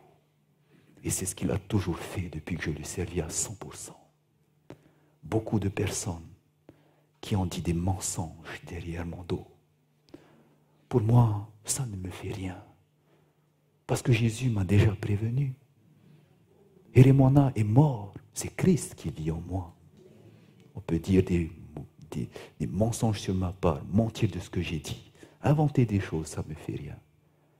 Mais j'ai pitié pour mon épouse, pour ma famille, parce qu'elle entend ces choses. Elle sait le temps que je passe, les sacrifices que je fais. Je n'ai pas de vacances. Mes vacances, je sais, ça sera au ciel pendant 1000 ans. Mais j'utilise mes vacances pour annoncer l'évangile. Et quand ma femme voit ces sacrifices et qu'en retour, elle voit comment est-ce que des personnes me traitent. Parce que ça ne vient pas d'en bas, mais ça vient d'en haut. Je dis, chérie, c'est pas grave. Ça doit arriver, c'est normal. Mais elle a du mal parfois à accepter. Mais le Seigneur l'encourage. Et c'est pour ça, prie aussi pour mon épouse, pour mon fils. N'oubliez pas, quand vous voulez servir le Seigneur, donnez-vous à 100%.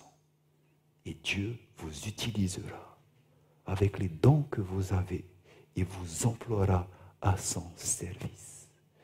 Nous avons vu ce soir que nous sommes arrivés à la fin des temps et que sur cette terre, il a des enfants, son Église, des adventistes du 7e jour, qui sont appelés à témoigner et à achever l'œuvre du Maître.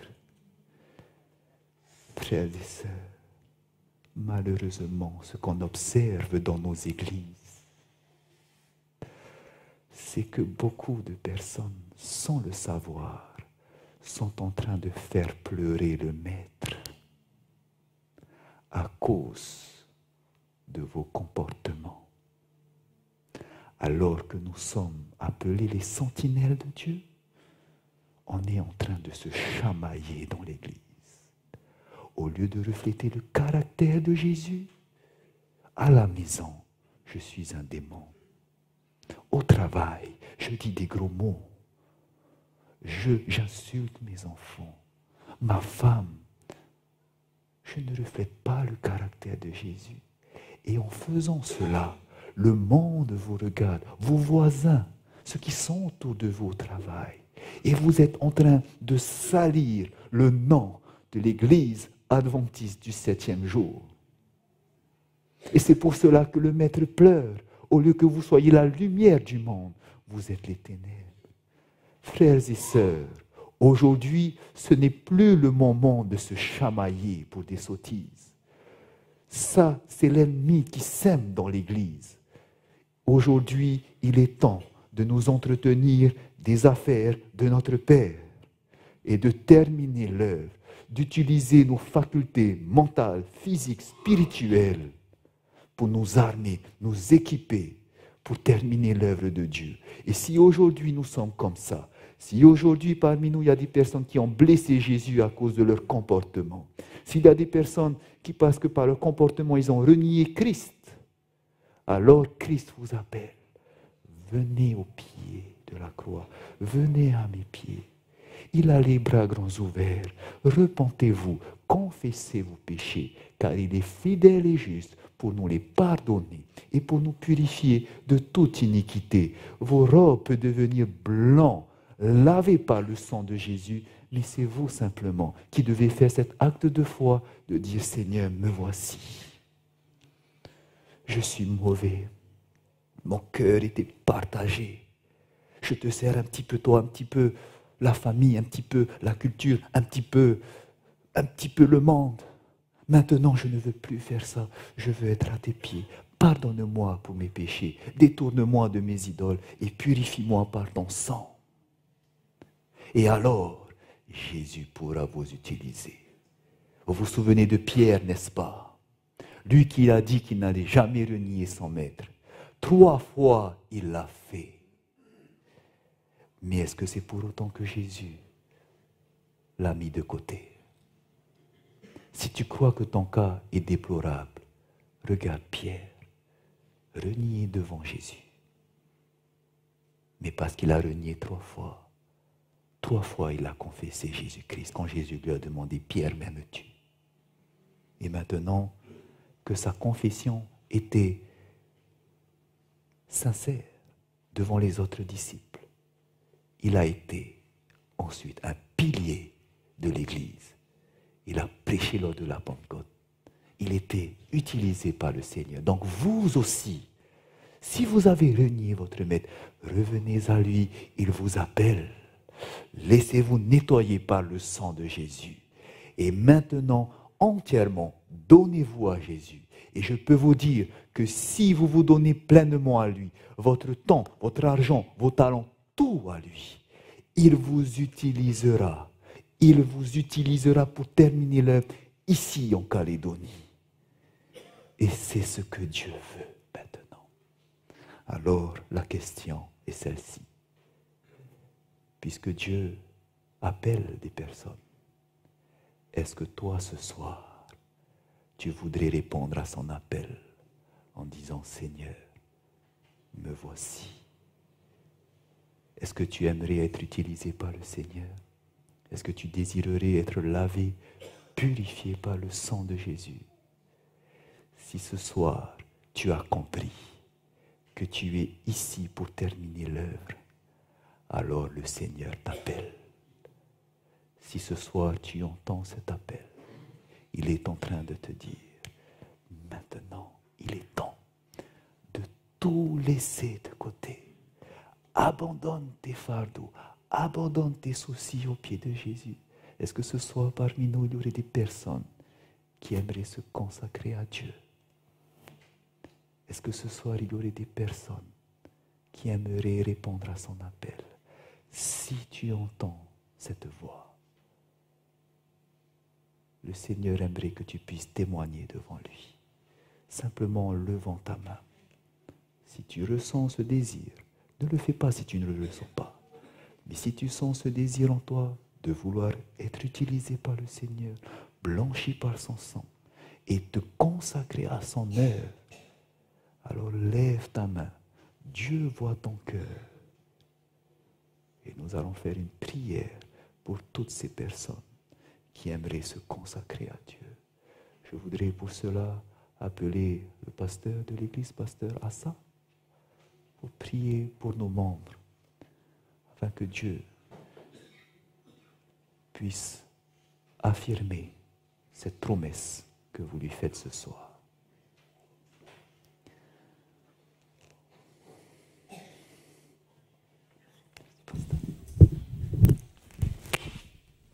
J'aimerais vous inviter à vous agenouiller.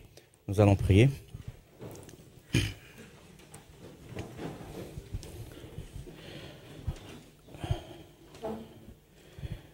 Seigneur Dieu, nous ne pouvons que nous prosterner, nous humilier devant ta majesté. La parole prophétique nous permet de voir ta majesté, ta gloire, et de comprendre quelle est notre position vis-à-vis de toi. Nous savons, Seigneur, que tu viens bientôt. Le monde va quelque part à la dérive, et c'est une certitude. Et tes enfants, Seigneur, malheureusement, beaucoup d'entre nous, nous ne sommes pas encore prêts à donner notre cœur tout entier à toi. Et alors que nous sommes agenouillés devant toi, nous voudrions te demander, Seigneur, de nous aider, d'avoir pitié de nous, de nous pardonner, d'étendre ta main sur nous, tes enfants, et de nous faire prendre conscience que le temps est venu de ne plus avoir ce double allégeance, que notre allégeance devrait être à Jésus-Christ et Christ seul. Aide-nous, Seigneur, à pouvoir prendre la décision dès ce soir. Ceux qui ont levé la main, tu as vu. Ceux qui ne l'ont pas fait, tu le sais pourquoi. Mais c'est ton Esprit Saint qui nous amène, Seigneur, à nous lever pour prendre ta cause. Seigneur, il y a des choses qui nous retiennent encore ici-bas, qui nous empêchent de nous donner tout entier à toi. Aide-nous, Seigneur, à faire le bon choix. Tu nous dis dans ta parole, je place devant toi la vie et la mort, le bien et le mal. Et tu nous exhortes aussi à ne pas choisir la mort, mais de choisir la vie, de nous accrocher à toi, Seigneur Jésus. La décision que nous avons prise dans notre cœur, même si nous avons hésité de lever la main, tu sais, le fait que nous sommes ici, c'est le signe que nous t'aimons, que nous te recherchons, que nous t'adorons et que tu es le Dieu de notre vie. C'est pour cette raison que nous sommes dans ta maison. Et nous désirons, Seigneur, te demander, alors que nous avons vu ta gloire durant ces 3 soirées, nous avons vu, Seigneur, ta main se manifester. Nous voudrions, Seigneur, nous humilier devant ta face et te dire, envoie-moi. L'appel n'est pas seulement pour les pasteurs. L'appel n'est pas seulement pour les anciens d'église, mais l'appel est adressé à tout à chacun, ton peuple. Le moment est arrivé, Seigneur, pour nous de nous réconcilier avec toi, pour nous de nous réconcilier avec les uns les autres, pour nous, Seigneur Dieu, de choisir quelle est la priorité. En tant que tes enfants, tes disciples, Seigneur, donne-nous, Seigneur, cette passion dans notre cœur, pour témoigner de ta part, pour témoigner de ce que tu as fait dans ma vie, dans la vie de mes frères et de mes sœurs. Aide-nous, Seigneur, à réellement nous aimer les uns les autres. À ceux-ci tous connaîtront que vous êtes mes disciples, si vous avez de l'amour les uns pour les autres. Aide-nous, Seigneur, à être unis.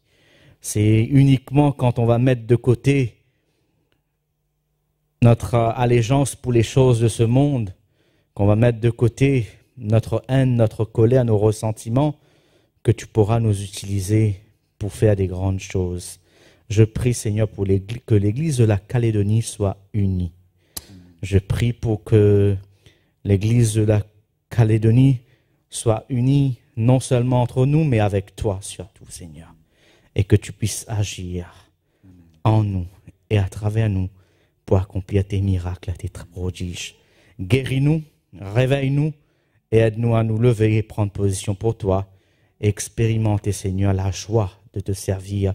Il n'y a rien de plus extraordinaire, de plus merveilleux que de te servir. C'est au nom de Jésus-Christ que nous prenons cet engagement et nous te demandons, Seigneur, utilise-nous, envoie-nous. Amen.